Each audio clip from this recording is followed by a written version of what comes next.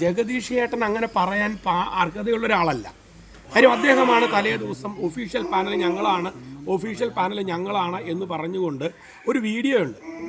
അത് അദ്ദേഹം തന്നെ ഷൂട്ട് ചെയ്തിട്ട് അവിടുത്തെ അമ്മ അസോസിയേഷൻ ഓഫീസിൽ അദ്ദേഹം കഴിഞ്ഞ എക്സിക്യൂട്ടീവ് കമ്മിറ്റി പോലും ഇല്ലാത്തയാൾ എക്സിക്യൂട്ടീവ് കമ്മിറ്റിക്ക് അകത്ത് ഓഫീസിലകത്ത് എക്സിക്യൂട്ടീവ് കമ്മിറ്റി നടക്കുന്ന കമ്മിറ്റിക്ക് അകത്ത് കയറി ഇരുന്നതിന് ശേഷം കമ്മിറ്റി പിരിഞ്ഞു കഴിഞ്ഞപ്പോൾ ലാലേട്ടനെ നടുക്ക് നിർത്തിക്കൊണ്ട് ശ്രീമാൻ ബാബുരാജ് അതുപോലെ തന്നെ മറ്റ് മത്സരാർത്ഥികളെ മുഴുവൻ പങ്കെടുപ്പിച്ചുകൊണ്ട് അദ്ദേഹം നടത്തുന്ന ഒരു സ്റ്റേറ്റ്മെൻറ്റിൻ്റെ വീഡിയോ ഉണ്ട്.